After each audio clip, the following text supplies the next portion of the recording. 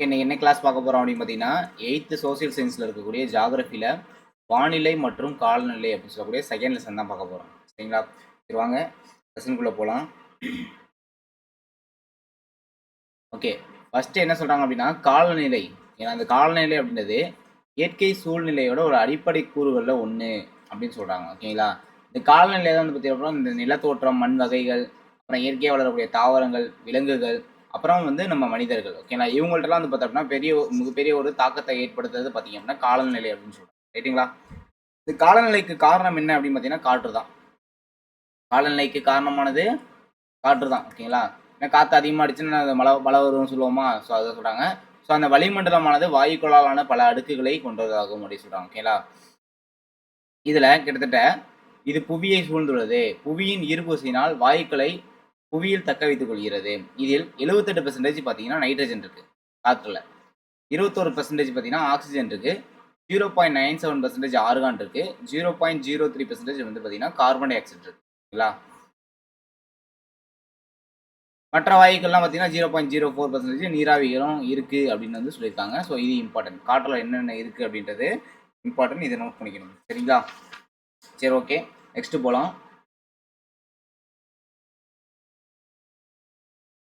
அதுக்கப்புறம் வந்து பார்த்தோம் அப்படின்னா, வானிலையும் காலநிலையும் என்ன பண்ணுது அப்படின்னா, மனிதர்களோட செயல்பாடுகள், உணவு வகைகள், ஆடை முறைகள், வசிக்கும் வீடு, செய்யும் தொழில், வேளாண்மை இதெல்லாம் வந்து பார்த்தீங்கன்னா, ஒரு தாக்கத்தை ஏற்படுத்துது அப்படின்ற மாரி குடுத்துருக்காங்க. சரிங்களா? ஜஸ்ட் இத மட்டும் ஒரு ரீட் பண்ணிக்கோங்க. முக்கியமானதா மட்டும் நம்ம பார்ப்போம். ரைங்களா? அடுத்து கிளைமேட். கிளைமேட் அப்படின்ற சொல்லு கிளைமா என்ற பண்டைய கிரேக்க மொழியிலிருந்து பெறப்பட்டது. அதாவது கிளைமேட் அப்படின்றது பண்டைய கிரேக்க மொழியிலிருந்து பெறப்பட்டது. அப்ப கிளைமா அப்படின்னா என்னன்னு பார்த்தீங்கன்னா, தமிழ்ல சாய்வு கோணம் அப்படின்னு பொருள் இருக்கு அப்படின்னு சொல்றாங்க. ஓகேதா? ஸோ இது இம்பார்ட்டன்ட் நோட் பண்ணிக்கணும். நெக்ஸ்ட் வானிலை. வானிலை அப்படின்னா இங்கிலீஷ்ல பார்த்தீங்கன்னா வெதர்ன்னு சொல்லுவாங்க. ஓகேங்களா? வானிலை அப்படின்றது ஒரு குறிப்பிட்ட இடத்தின் வளிமண்டலத்தின் நிலவக்கூடிய சூரிய வெளிச்சம், வெப்பம், மேகமூட்டம், காற்றின் திசை, காற்றழுத்தம், ஈரப்பதம், மழைப்பொழிவு மற்றும் பிற கூறுகளின் தன்மையை குறிப்பதாகும். வானிலை அப்படின்னா வானத்தை பார்த்து சொல்றது தான் வானிலை. சரியா? வானிலை குறுகிய காலமோ, ஒரு நாளோ, ஒரு வாரமோ அல்லது ஒரு மாதமோ நடக்கக்கூடிய நிகழ்வை குறிக்கக்கூடியது. அதாவது ஒரு மாசத்துக்குள்ள நடக்கணும், 1 மந்த்துக்குள்ள நடக்கணும், அப்படி இல்லனா ஒரு நாளுக்குள்ள நடக்கணும் அப்படின்னு சொல்ல வராங்க. காலநிலை வானிலை அப்படின்றது. சரியா? மேலும் இது நேரத்துக்கு நேரம், காலத்துக்கு காலம், ஒரு வருடத்துக்குள்ளாகவே மாறக்கூடியது. அதாவது ஒரு 1 இயருக்குள்ள இது மாறிக்கிட்டே இருக்கும். அதான் வந்துன்னா வானிலை அப்படின்னு சொல்லுவாங்க. காலையில வானிலை தெளிவான வானத்துடன் வெப்பமாகவும், மாலை நேரத்தில் வந்து மேகமூட்டத்துடன் கூடிய மழையாகவும் இருக்கக்கூடும். இதேபோல் வானிலை குளிர்காலத்தில் குளிராகவும், கோடை காலத்துல வெப்பமாகும். இது நமக்கு ஜஸ்ட் தெரிஞ்சது தான். கோடை காலத்துல வெப்பமா இருக்கும், குளிர்காலத்துல குளிரா இருக்கும். சரியா? அடுத்து பார்த்தோம் அப்படின்னா, இந்த வானியல் அறிக்கையெல்லாம் வந்து வெளியில வந்து இன்றைய வானிலை அறிக்கைன்னு தான் சொல்லுவாங்க. ஓகேங்களா? எப்பயுமே வானிலை அறிக்கைன்னு தான் சொல்லுவாங்க. காலநிலை அறிக்கைன்னு சொல்ல மாட்டாங்க. சரியா? அதான் இங்க குடுத்துருப்பாங்க. அடுத்து காலநிலை அப்படின்னு என்ன பண்ணுவோம்? காலநிலை அப்படின்னா கிளைமேட் அப்படின்னு சொல்லுவாங்க. காலநிலைன்னா என்னது?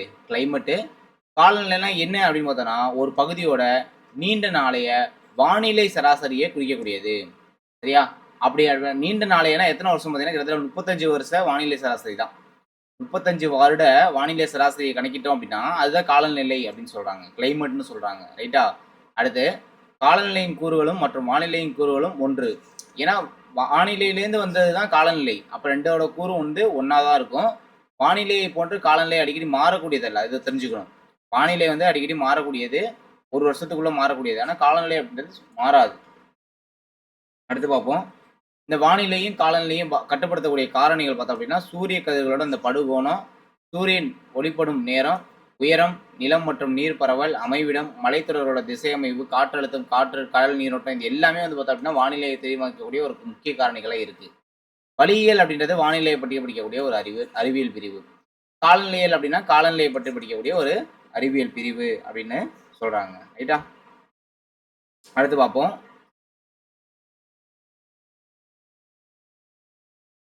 இது ஜஸ்ட் என்னன்னா ஒரு ஸ்டோரி மாதிரி கொடுத்துருப்பாங்க. புவி வந்து பார்த்தீங்க அப்படின்னா, ஒரு கோள வடிவத்தில வந்து இருக்கு. அதனால புவியில படக்கூடிய சூரிய கதிர் வந்து ஒரே ஒரே சீராக வந்து படாது. புவியோட துருவ பகுதியில சூரிய கதிர்கள் வந்து சாய்வாக வந்து போயிரும். அதனால அங்க சூரிய வெளிச்சம் வந்து கம்மியா இருக்கும். இல்ல இல்லாம கூட இருக்கும். அதனால வந்து பார்த்தீங்கன்னா, அந்த இடத்துல வந்து குளிர் வந்து வருது அப்படின்னு சொல்றாங்க.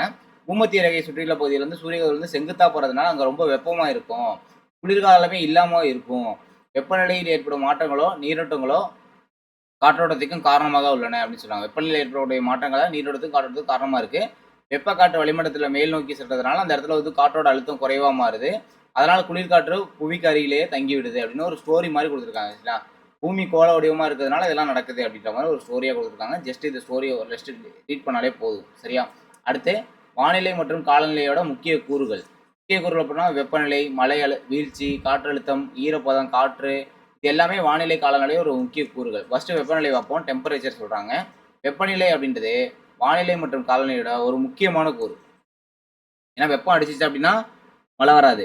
வெப்பம் அடிக்கல அப்படின்னா மழை வரும் அப்படின்னு சொல்லுவோம். சரியா? அது முக்கியமான கூறு அப்படின்னு சொல்றாங்க. புவியோட வளிமண்டலமும் சூரியனின் வெப்ப கதிர்வீசலால் வெப்பமடைகிறது. பூமியில இருக்கக்கூடிய அந்த வளிமண்டலமும் என்னது? சூரியனோட அந்த புவி கதிர்வீச்சால சூரிய கதிர்வீச்சால வெப்பமடையுது.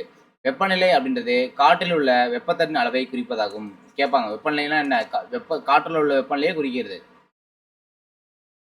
காற்றில் உள்ள வெப்பமானது சூரிய கதிர்வீசலால் மட்டுமின்றி வளிமண்டல நிறையையும் சார்ந்துள்ளது. சரியா? அப்ப வெப்பமானது புவியை வந்தடையும் கதிர்வீச்சின் காலத்தை பொறுத்தும் புவி கதிர்வீச்சின் அளவை பொறுத்தும் வெப்பம் இடத்திற்கு இடம் மாறுபடுகிறது. வெப்பம் வந்து பார்த்தோம் அப்படின்னா தஞ்சாவூர்ல வந்து ஒரு வெப்பம் வந்துச்சு அப்படின்னா சென்னையில ஒரு வெப்பம் இருக்கும். திருச்சியில ஒரு டிகிரி வெப்பம் அடிக்கும். சொல்ல இடத்துக்கு இடம் அப்படின்றது வெப்பம் வந்து மாறக்கூடியது. இதுக்கு காரணம் என்ன அப்படின்னு பார்த்தீங்கன்னா புவியோட அந்த இயக்கங்களும் தன் சுழற்சியும் சூரியன் வலம் வருதல் மற்றும் புவி அச்சின் சாய்வு தன்மை இதெல்லாம் வந்து காரணமா இருக்கு அப்படின்னு சொல்றாங்க. ரைட்டா? அடுத்து வேற என்ன இம்பார்ட்டன் பார்த்தோன்னா இந்த லைன் ரொம்ப ரொம்ப இம்பார்ட்டன்ட்பா. இதில் கொஸ்டின் கேட்பாங்க. என்ன அப்படின்னா சூரிய கதிர்வீச்சிலிருந்து பெறப்படும் வெப்ப ஆற்றல் 3 வழிமுறைகளில் பூமியை வந்து அடைகிறது. சரியா? 3 வழிகளில் பூமியை வந்து அடையும். ஒன்று வந்து பார்த்தீங்கன்னா வெப்ப கதிர்வீச்சு, இன்னொன்று வெப்ப கடத்தல், இன்னொன்று வெப்பச்சலனம். 3 வழிகளில் பூமியை வந்து அடையுது. புவியோட வளிமண்டலம் அப்படின்றது சூரிய கதிர்வீச்சலை விட புவி கதிர்வீச்சலால் தான் அதிகமாக வெப்பமடையுது. இதுவும் இம்பார்ட்டன்ட். இது ரெண்டுமே பார்த்தீங்க அப்படின்னா கொஸ்டினாக கேட்பாங்க. அது இல்லாமல் இது வந்து பார்த்தீங்க அப்படின்னா எஸ்ஐ 2023 கொஸ்டின். இதுவும் இம்பார்ட்டன்ட். கூற்று காரணத்தை அப்படியே கேட்டாங்க. வெப்பநிலை செங்குத்தாகவும் கிடைமட்டமாகவும் வேறுபடுகிறது. வளிமண்டல கீழடுக்கில் வெப்பநிலையானது 1000 மீட்டர் உயரத்துக்கு 6.5 டிகிரி செல்சியஸ் என்ற அளவில் வெப்பநிலை குறைந்து கொண்டே செல்கிறது. இதனை வெப்ப குறைவு வீதம் என்று அழைப்பர். இந்த பாக்ஸ் கொஸ்டின் அப்படியே எடுத்து என்ன பண்ணாங்க? எஸ்ஐ 2023 கொஸ்டின்ல கேட்டிருந்தாங்க. சரியா? ஸோ அதனால இது இன்னும் பிடிக்கணும். அதுக்கப்புறம் வெப்ப பரவலை தீர்மானிக்கக்கூடிய அந்த காரணிகள் அச்சரேகை, உயரம், நிலத்தோற்றம், கடல் நீரோட்டம், வீசக்கூடிய காற்று, கடல்லேருந்து எவ்வளோ தூரமாக இருக்கும், இயற்கை தாவரங்கள், மண், இது எல்லாமே வந்து வெப்ப பரவலை பாதிக்கக்கூடிய ஒரு காரணிகள். இது இம்பார்ட்டன்ட்பா. இது ரொம்ப ரொம்ப இம்பார்ட்டன்ட். இது என்ன அப்படின்னா மேட்ச்சில் கேட்பாங்க. ஐசோதெர்ம் அப்படின்னா சம வெப்ப கோடு சொல்லுவாங்க. ஐசோதெர்ம் அப்படின்னா சம வெப்ப கோடு. ஐசோ கிரைம் அப்படின்னா சராசரி சம வெப்பநிலை கோடு. ஐசோ கிரைம்னா சராசரி சம வெப்பநிலை கோடு. ஐசோ கெல் அப்படின்னா சம சூரிய வெளிச்சக்கோடு. அடுத்து ஐசோலோபார். ஐசோபார் பாருங்க, அப்புறம் ஐசோலோபார் பாருங்க. ஐசோபார்னா சம காற்றழுத்த கோடு. பார்னா காற்று தானே. ஐசோபார்னா சம காற்றழுத்த கோடு. ஐசோலோபார்னா சம காற்றழுத்த மாறுபாட்டு கோடு. மாறுபாடு அப்படின்றது உள்ள வரும். ஐசோ ஹைட்ஸ் அப்படின்னா சம மலை கோடு. சம மலையளவு கோடு. சரியா? ஐசோ ஹைட்ஸ் அப்படின்னா சம மலையளவு கோடு அப்படின்னு சொல்றாங்க. அப்போ வெப்பநிலை எப்படி அளவிடுறது? சரியா? வெப்பநிலையை அளவிடுறது எப்படின்னு பார்த்தீங்கன்னா வெப்பநிலை அப்படின்றது ஒரு குறிப்பிட்ட கன அளவு காற்றுல குறிப்பிட்ட நேரத்தில் அளவிடப்படுகிறது. வெப்பநிலை ஒரு குறிப்பிட்ட கன அளவு காற்றுல குறிப்பிட்ட நேரத்தில் வந்து அளவிடுவாங்க. இது அளவிடுறதுக்கு செல்சியஸ், ஃபாரன்ஹீட், கெல்வின் அப்படின்ற அளவுகள்லாம் இருக்கு. இதை எது மூலமாக அளவிடுவாங்க பார்த்தீங்கன்னா வெப்பநிலை அளக்க ஸ்டீவன்சன் வெப்பமானி, குறைந்தபட்ச அதிகபட்ச வெப்பமானி, இது மூலமாக வந்து பார்த்தீங்கன்னா கரைக்கிறாங்க அப்படின்னு சொல்றாங்க. ரைட்டா? அடுத்து சூரிய கதிர்வீசலிருந்து புவி பெறுகின்ற வெப்ப ஆற்றலானது வெளியேறுகின்ற புவி கதிர்வீசலால் இழக்கப்படுகிறது. சூரியன்லேருந்து நமக்கு வந்து கதிர்வீச்சு வருது அப்படின்னா பூமியிலேருந்து ஒரு வெப்ப ஆற்றல் வெளியேறும். அது மூலமாக இழக்கப்படுகிறது அப்படின்னு சொல்றாங்க. ரைட்டா? அதாவது சூரிய கதிர்வீச்சிலிருந்து புவி பெறுகின்ற வெப்ப ஆற்றலானது வெளியேறுகின்ற புவி கதிர்வீசலால் இழக்கப்படுகிறது. வளிமண்டலம் புவி கதிர்வீசலால் வெளியேற்றம் வெப்பத்தால் பிற்பகல் 2 மணிலிருந்து 4 மணிக்குள் அதிக வெப்பமடைகிறது. இது இம்பார்ட்டன்ட். அதிக வெப்பம் எப்போ நடக்குதுன்னா 2லேருந்து 4 மணி வரையும். ஆகையால் நாள்தோறும் அதிகபட்ச வெப்பநிலை பிற்பகல் 2 மணிலேருந்து 4 மணிக்குள் பதிவாகிறது. அதிகபட்ச வெப்பம். அப்போ குறைந்தபட்ச வெப்பம் எப்போ அப்படின்னு அதிகாலை 4 மணிக்கு பதிவாகும். ஸோ இது இம்பார்ட்டன்ட். அடுத்து வெப்பநிலை வீச்சு, மீன் டெம்பரேச்சர் கேட்பாங்க. மீன் டெம்பரேச்சர் ஒன்றும் இல்லை, ஒரு இடத்துல 24 மணி நேரத்துக்குள்ள நிலவக்கூடிய அதிகபட்ச குறைந்தபட்ச வெப்பநிலைக்கு இடையே உள்ள அந்த சராசரி தான் என்ன சொல்லுவாங்க அப்படின்னா மீன் டெம்பரேச்சர் சொல்லுவாங்க. இது இம்பார்ட்டன்ட். சரியா? ஒரு நாளைக்கு அதிகபட்ச வெப்பத்துக்கும் குறைந்தபட்ச வெப்பத்துக்கும் உள்ள வேறுபாடு, இடையே உள்ள சராசரி, அதான் வெப்பநிலை வீச்சுன்னு சொல்லுவாங்க. ஸோ இது மீன் டெம்பரேச்சர் இம்பார்ட்டன்ட். அடுத்து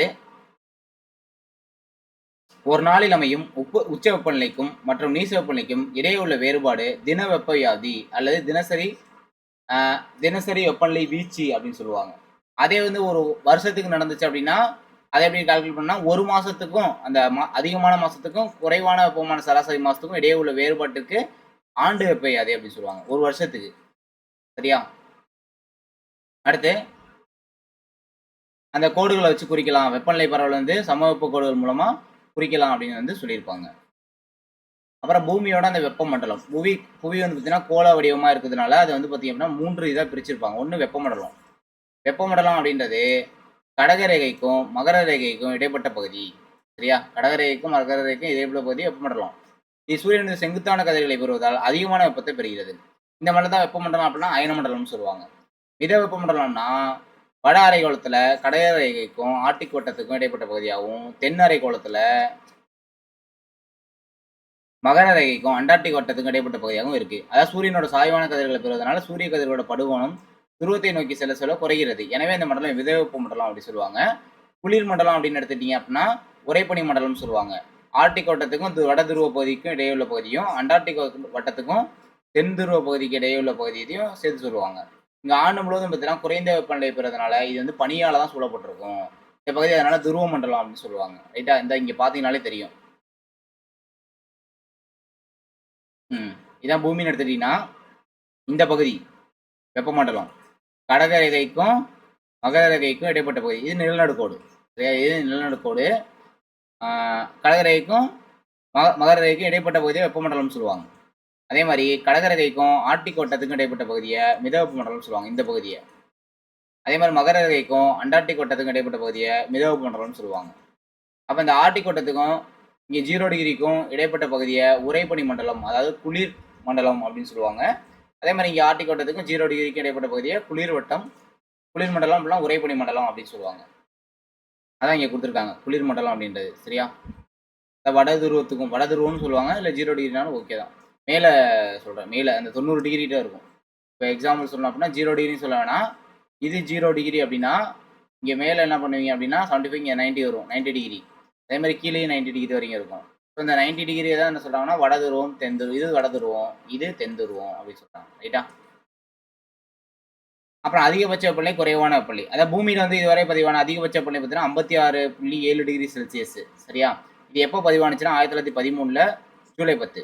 1913 ஜூலை ஜூலை 10. எங்கன்னா அமெரிக்காவில் இருக்கக்கூடிய கலிபோர்னியாவில் கிரீன்லாந்து மலைத்தொடர், அதாவது மரணத்தள்ளத்தாக்கு அப்படின்ற இடத்துல பதிவாயிருக்கு. குறைவான வெப்பநிலை அப்படின்னு எடுத்துட்டோம்னா -89.2 டிகிரி செல்சியஸ். எப்போனா 1983 ஜூலை தான். இதுவும் ஜூலை தான். ஆனால் 21ஆம் தேதி. எங்க இடம்னா அண்டார்டிகாவில் உள்ள சோவியத் ஓஸ்டாக் அப்படின்ற நிலையத்துல பதிவாகி இருக்கு அப்படின்னு வந்து சொல்லியிருக்காங்க.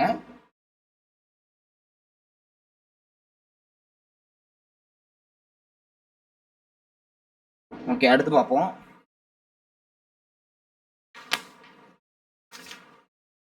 நெக்ஸ்ட் மழைப்பொழிவு. மழைப்பொழிவுனா என்னன்னு பார்த்தோம்னா வளிமண்டலத்தில் கூட இந்த நீராவி நீர் சுருங்குதல் மூலமா பூரித நிலையை அடைந்து புவியீர்ப்பு விசையின் காரணமா கீழ் நோக்கி விழும் திரவமே வந்து பார்த்தோம்னா நீரே வந்து பார்த்தீங்கன்னா மழைப்பொழிவு அப்படின்னு சொல்லுவாங்க. இந்த மழைப்பொழிவு கோள வடிவமாக இருக்கிறது காரணமே பரப்பு விசை அப்படின்னு வந்து நம்ம சயின்ஸ்ல பார்த்துருக்கோம். ஸோ அதையும் இங்கே நோட் பண்ணிக்கலாம். நீர் சுழற்சியின் முக்கிய கூறு வந்து பார்த்தோம்னா மழை தான். சரியா? புவியில மழை தான் வந்து பார்த்தோம்னா பூமியில வந்து பார்த்தீங்கன்னா ஒரு நன்னீரை உருவாக்கக்கூடிய ஒரு வளமா இருக்கு. எல்லா வகையான ஆதாரத்துக்கும் மழை தான் வந்து காரணமா இருக்கும். சரியா? அந்த மழையை பொறுத்தளவு நிலநடுக்கோட்டு பகுதியில் அதிகமாகவும், துருவ பகுதியை நோக்கி செல்ல செல்ல மழையோட அளவு குறைவாகவும் காணப்படுகிறது. மழைப்பொழிவு மலைமானியால் அளவிடப்படுகிறது. இது வரையும் இம்பார்ட்டன்ட். இது நோட் பண்ணா போதும். அப்புறம் காற்றோட அழுத்தம். பூமிக்கு மேற்பரப்பில் இருக்கக்கூடிய குறிப்பிட்ட பகுதியில் உள்ள காற்றோட எடையை தான் என்ன சொல்லலாம் அப்படின்னா வளிமண்டல அழுத்தம்னு சொல்லுவாங்க. காற்றோட எடையை வளிமண்டல அழுத்தம் அல்லது காற்று அழுத்தம் அப்படின்னு சொல்லலாம். காற்றோட அழுத்தத்தை காற்றழுத்த மானியால் அளவிடுவாங்க. காற்றழுத்த மானியால் அளவிடுவாங்க. அப்போ காற்றழுத்த மானியில வந்து எவ்வளோ இருக்கும் காற்றோட அழுத்தம் அப்படின்னு பார்த்தீங்கன்னா கடல் மட்டத்தில் உள்ள நிலையான காற்றழுத்தத்தின் அளவு 1013.25 மில்லி பார் அப்படின்னு சொல்லுவாங்க. ரைட்டா? அடுத்து பூமியில் உள்ள எல்லா பகுதிகளிலும் காற்றழுத்தத்தில் உள்ள அளவு 1.03 கிலோ சதுர சென்டிமீட்டர். அதாவது ஒரு சதுர சென்டிமீட்டருக்கு 1 கிலோ, தோராயமாக சொல்லலாம் 1 கிலோ அப்படின்றது இருக்கும். நிலையான வளிமண்டல அழுத்த வேறுபாட்டினால் காற்றழுத்தம் கிடையாகவும் செங்குத்தாகவும் காணப்படுகிறது. இதனை அடிப்படையாக கொண்டு காற்றின் அழுத்தத்தை குறைந்த காற்றழுத்த மண்டலம் என்றும் அதிக காற்றழுத்த மண்டலம் என்றும் வகைப்படுத்துவாங்க. அதாவது காற்று அழுத்தம் கம்மியா இருந்துச்சுன்னா குறைந்த காற்றழுத்த மண்டலம், அது அதிகமா இருந்துச்சுன்னா அதிக காற்றழுத்த மண்டலம் அப்படின்னு சொல்லுவாங்க. குறைந்த காற்றழுத்த பகுதி அப்படின்றது வளிமண்டல பகுதிகளில் சுற்றியுள்ள பகுதிகளோட அழுத்தம் வந்து கம்மியா இருக்கும். சுற்றி இருக்க பகுதியை கூட இந்த இடத்துல அழுத்தம் கம்மியா இருந்துச்சுன்னா அது குறைந்த காற்றழுத்த பகுதி. இந்த பகுதியை நோக்கி அழுத்தம் அதிகமுள்ள பகுதியிலிருந்து காற்று வீசும். அதிக அழுத்தம் இருக்க பகுதியிலிருந்து குறைந்த அழுத்தத்தை நோக்கி காற்று வீசும். அதிக காற்றழுத்தம் அப்படின்றது வளிமண்டலங்களில் சுற்றியுள்ள பகுதியோட அழுத்தம் அதிகமா இருக்கும். அதிகமா இருந்துச்சுன்னா அதிக காற்றழுத்த மண்டலம். காற்று இங்கேருந்து குறைந்த காற்றழுத்த பகுதியை நோக்கி வீசும். இங்கேருந்து காற்று அங்கிட்டு நோக்கி வீசும். அவ்வளவுதான். உலகத்திலே இதுவரை வந்து பாத்தீங்க அப்படின்னா அதிக காற்றழுத்த மண்டலம் அப்படின்னா 1083 மில்லிபார். எப்போனா 1968 டிசம்பர் 31 எங்கன்னா ரஷ்யாவில் இருக்கிற ஆகாட் அப்படின்ற இடத்துல பதிவாயிருக்கு. குறைவானது பார்த்தீங்கன்னா 870 மில்லிபார் 1929 டிசம்பர் 12 பசிபிக்கில் இருக்கக்கூடிய அந்த மரியானா தீவுக்கு குவாம் அப்படின்ற இடத்துல வந்து பதிவாயிருக்கு. இது டையூனின் கண் பகுதி அப்படின்னு கூட சொல்லுவாங்க. ஜஸ்ட் ரீட் பண்ணீங்க, ஞாபகம் இருந்தால் ஓகே தான். அதிக காற்றழுத்தி குறைந்தமான காற்றழுத்த பகுதி எங்கேருந்து எங்கே வீசும்? குறைந்த காற்றழுத்த பகுதி அப்படின்னா இங்கே தான் காற்று வரும். குறைந்த காற்றழுத்தம் அதிகம் உள்ள பகுதியிலிருந்து காற்று வீசும் அப்படின்னு சொல்லுவாங்க. இப்போ இந்த இடத்துல லோ ப்ரெஷராக இருக்குது, இங்கே ஹை ப்ரெஷராக இருக்குன்னு வச்சுக்கோங்க. இந்த லோ ப்ரெஷராக இருந்துச்சுன்னா அதிகமான அழுத்த பகுதியிலேருந்து காற்று இந்த பகுதியை நோக்கி வீசும். இங்கே என்ன சொல்கிறாங்கன்னா அதிக காற்றழுத்தம், இங்கே அதிக காற்றழுத்தம் ஹை ப்ரெஷர் இருக்குது அப்படின்னா இங்கே என்ன சொல்கிறாங்கன்னா அதிகமாக காற்று இங்கிருந்து குறைந்த காற்றழுத்த பகுதியை நோக்கி வீசும். அதாவது கான்செப்ட் என்னன்னா லோ ப்ரெஷர் நோக்கி தான் ஹை ப்ரெஷர் அப்படின்றது வீசும். ஹை ப்ரெஷர் நீங்க இங்கேருந்து இங்கே காற்று வரும். சரியா? அதான் குறைந்த காற்றழுத்தம் எல்லுன்னு சொல்லுவாங்க, அதிக காற்றழுத்தம் தான் ஹைன்னு ஹச்சுன்னு சொல்லுவாங்க அப்படின்னு வரைபடத்தில் குறிப்பிடுவாங்க. அதை நம்ம தெரிஞ்சு வச்சுக்குவோம். சரியா? அடுத்து இங்கே சூறாவளியை பற்றி கொடுத்துருப்பாங்க. குறைந்த காற்றழுத்த மண்டலம், காற்றழுத்த தாழ்வு மண்டலம்னு சொல்லுவாங்க. நியூஸ்லாம் பார்த்துருப்பீங்க. குறைந்த காற்றழுத்த தாழ்வு மண்டலம் வந்து உருவாயிருக்கு, அதனால வந்து புயல் வரலாம் அப்படின்ற மாதிரி சொல்லியிருப்பாங்க. ரைட்டா? ஸோ அதான் சொல்லுவாங்க குறைந்த காற்றழுத்த மண்டலம் மற்றும் சூறாவளி என்றும் அழைக்கப்படுகிறது. அதான் குறைந்த காற்றழுத்த மண்டலம் வந்துச்சுன்னா சூறாவளி வரும். அதிக அழுத்த மண்டலம் எதிர் சூறாவளி காற்றுகள். சரியா? குறைந்த காற்றழுத்த மண்டலம் சூறாவளின்னு சொல்லுவாங்க, அதிக காற்றழுத்த மண்டலம் எதிர் சூறாவளி அப்படின்னு சொல்லுவாங்க. குறைந்த காற்றழுத்த மண்டலம் மேகமூட்டத்தையும் காற்றையும் மழைப்பொழிவையும் உருவாக்கும். சரியா? இது இம்பார்ட்டன்ட். குறைந்த காற்றழுத்த மண்டலம் மேகமூட்டத்தையும் மழைப்பொழிவையும் காற்றையும் உருவாக்கும். ஆனால் அதிக காற்றழுத்த மண்டலம் அமைதியான வானிலையை ஏற்படுத்தும். அமைதியான வானிலையை தரும். ஐசோபார் சம அழுத்த கோடு இங்கே கொடுத்துருக்காங்க. ஸோ அதை நோட் பண்ணிக்கணும். சரியா? அப்போ நெக்ஸ்ட் வந்து பார்த்தோம் அப்படின்னா காற்றோட அழுத்தத்தை அளவிடக்கூடியது என்ன அப்படின்னு பார்த்தீங்கன்னா காற்றோட அழுத்தத்தை அளவிடுறது காற்றழுத்த மணின்னு சொல்லுவாங்க, இல்லைன்னா அனிராய்டு. இது ரெண்டும் இம்பார்ட்டன்ட். காற்றழுத்த மணி அப்படின்னா அனிராய்டு. அப்புறம் காற்றழுத்த வேறுபாட்டை தொடர்ச்சியாக பதிவு செய்ய காற்றழுத்த பதிவுத்தாள் பயன்படும். பேரோகிராம்ஸ் காற்றழுத்த பதிவுத்தாள் பயன்படுவோம். அப்புறம் இந்த பாக்ஸ் இம்பார்ட்டன்ட்பா. நமது காது ஏன் உயரே செல்லும் போது அடைத்துக் கொள்கிறது? நாம் விமானத்தின் மேலே செல்லும் போது வளிமண்டல அழுத்தமானது நமது காதுகளில் உள்ள காற்றின் அழுத்தத்தை விட குறைவாக உள்ளது. வளிமண்டலத்தில் காற்றழுத்தம்ன்றது கம்மியாக இருக்கும், அதனால காதுகள் இது ரெண்டையும் சமப்படுத்தும் பொழுது அடைத்துக் கொள்கின்றன. இந்நிகழ்வு விமானத்திலிருந்து கீழே இறங்கும் போதும் நிகழ்து. அதாவது காற்றழுத்த வேறுபாடு தான் காரணமாக இருக்குது காதை அடைச்சிக்கிறதுக்கு. அடுத்து ஈரப்பதம். ஈரப்பதம் தான் என்னன்னு பார்த்தீங்கன்னா ஒரு குறிப்பிட்ட இடத்துல குறிப்பிட்ட நேரத்தில் காற்றில் உள்ள நீராவியோட அளவு தான் ஈரப்பதம் சொல்லுவாங்க. காற்றில் இருக்கக்கூடிய நீராவியோட அளவு ஈரப்பதம் சொல்லுவாங்க. இது வளிமண்டலம் வந்து 0லேருந்து 5% வரை இருக்கும் அப்படின்ற மாதிரி கொடுத்துருக்காங்க. ஈரப்பதம் அப்படிங்கிறது வளிமண்டலத்தில் ஒரு முக்கியமான அங்கம். ஏன்னா ஈரப்பதம் இருந்துச்சுன்னா தான் வந்து பார்த்தீங்க அப்படின்னா காற்று சில்லுன்னு அடிக்கும். வளிமண்டலத்தின் ஈரப்பதத்தின் அளவு வெப்பநிலையின் அளவை பொறுத்து அமைகிறது. அதனால் ஈரப்பதத்தின் அளவு நிலநடுக்கோட்டிலிருந்து துருவத்தை நோக்கி செல்லும் போது குறைகிறது. இது இம்பார்ட்டன்ட். சரியா? அதாவது நிலநடுக்கோட்டிலேருந்து துருவத்தை நோக்கி செல்லும் போது குறையும் ஈரப்பதம். ஏன் அப்படின்னா வெப்பம் எங்கே அதிகமாக அடிக்குதோ அங்கே தான் காற்றில் ஈரப்பதம் அதிகமாக இருக்கும். காற்றில் ஈரப்பதம் அதிகமாகும்னா அந்த இடத்துல ஆவியாதல் நடக்கணும். ஆவியாதல் நடந்தால் தான் ஈரப்பதம் அதிகமாகும். சரியா? காற்றில் உள்ள ஈரப்பதத்தை அளவிட பல்வேறு அளவீடு முறைகள் இருக்கு. குறிப்பிட்ட ஈரப்பதம் அப்படின்னா ஒரு குறிப்பிட்ட எடை கொண்ட காற்றில் உள்ள நீராவியோட எடை தான் ஈரப்பதம் சொல்லுவாங்க. இதை எப்படி சொல்லலாம் அப்படின்னா கிராம் நீராவி. 1 கிலோ காத்துல எவ்வளவு கிராம் நீராவி இருக்கு அப்படின்னு பார்த்தீங்கன்னா குறிப்பிட்ட ஈரப்பதம் சொல்லுவாங்க. இப்போ முழுமையான ஈரப்பதம் அப்படின்னா இதுதான் வந்து பார்த்தீங்கன்னா உண்மையானது. அதாவது ஒரு குறிப்பிட்ட கன அளவு காற்றுல இது வந்து 1 கிலோ காற்றுல குறிப்பிட்ட ஈரப்பதம்னா 1 கிலோ காற்றுல எவ்வளவு கிராம் இருக்கு நீராவி அப்படின்னு பேசணும்னா குறிப்பிட்ட ஈரப்பதம். ஒரு கனமீட்டர் ஒரு கனமீட்டர்ல எவ்வளவு காற்று இருக்கு, எவ்வளவு கிராம் வந்து இருக்கு நீராவி அப்படின்னு பேசணும் அப்படின்னா அதுதான் முழுமையான ஈரப்பதம். சரியா? இங்க வந்து ஒரு கிலோல பத்தி பேசுவாங்க. இங்க ஒரு கன மீட்டர்ல பத்தி பேசுவாங்க. சரிங்களா? அத நோட் பண்ணிக்கணும். நீராவியின் எடைக்கு முழுமையான ஈரப்பதம் என்ற பெயர். இது ஒரு கனமீட்டர் காற்றில் எவ்வளவு கிராம் நீராவி உள்ளது என கூறப்படுகிறது. ஒப்பு ஈரப்பதம். சரியா? இந்த ஒப்பு ஈரப்பதம்னு கேட்பாங்க. ஒரு குறிப்பிட்ட வெப்பநிலையில் ஒரு குறிப்பிட்ட கன அளவு உள்ள காற்றில் எந்த அளவு நீராவி இருக்க முடியுமோ, அந்த அளவுக்கும், அதே சமயம் அந்த காற்றில் தற்போது எவ்வளவு நீராவி உள்ளதோ, அந்த அளவுக்கும் உள்ள விகிதம் ஒப்பு ஈரப்பதம்.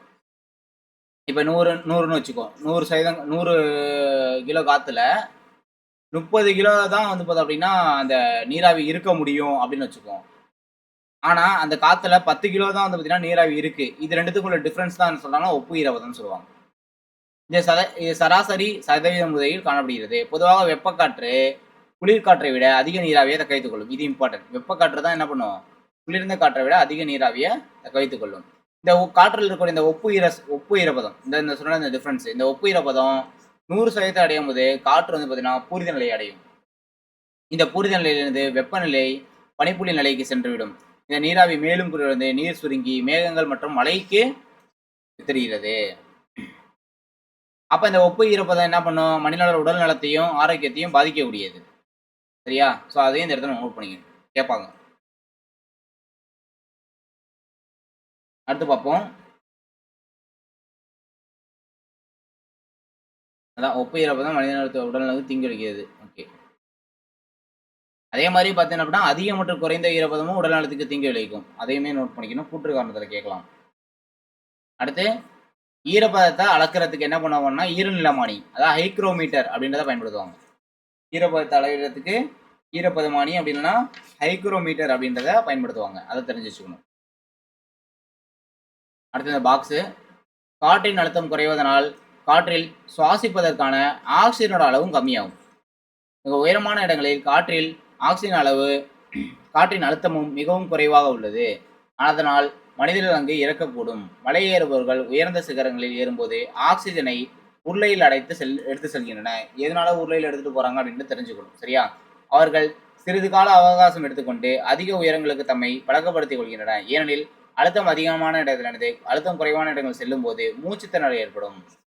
விமானங்கள்ல செயற்கை அழுத்தத்தை உருவாக்கி பயணிகளை வசதியாக சுவாசிக்கும்படி அமைத்துள்ளனர். சரியா? காற்று அழுத்தம் குறையதுனால எந்த அளவுக்கு அஃபெக்ட் ஆகுது அப்படின்றத இடத்துல கொடுத்துருப்பாங்க. அடுத்து காற்று. கிடைமட்டமா நகரக்கூடிய வாயுவுக்கு காற்றுன்னு பேர். இதுவே கேட்பாங்க. காற்றுன்னா என்னன்னு கேட்டுருவாங்க. நகரும் வாயுவுக்கு காற்றோட்டம்னு பேரு. கிடைமட்டமா நகரக்கூடிய வாயுவுக்கு காற்றுன்னு, செங்குத்தா நகரக்கூடிய காற்றுக்கு காற்றோட்டம்னு பேரு. அதாவது இப்படி போனுச்சுன்னா காற்று, இப்படி போனுச்சுன்னா காற்றோட்டம். காற்று எப்போதும் உயர் அழுத்த பகுதியிலிருந்து குறைந்த அழுத்த பகுதியை நோக்கி வீசும். இப்பதான் நம்ம பார்த்தோம். காற்று எப்பயுமே உயர் அழுத்த பகுதியிலிருந்து குறைவு அழுத்த பகுதியை நோக்கி வீசக்கூடியது. காற்றால் உருவாக்கப்படக்கூடிய சுழல் காற்று மற்றும் கடும் காற்றை உணரத்தான் முடியும், பார்க்க முடியாது. காற்று எந்த திசை வீசுகிறதோ அதே பேர்ல அழைக்கப்படும். இப்போ எக்ஸாம்பிள் தென்மேற்குல இருந்துச்சுன்னா தென்மேற்கு பருவ காற்றுன்னு சொல்லுவோம். காற்றை 3ஆ பிரிக்கலாம். எப்படின்னா கோள் காற்று, இல்லைன்னா நிரந்தர காற்றுன்னு சொல்லலாம். 2வது பருவ காற்றுகள், 3வது தலைக்காற்று அப்படின்னா பிரதேச காற்று.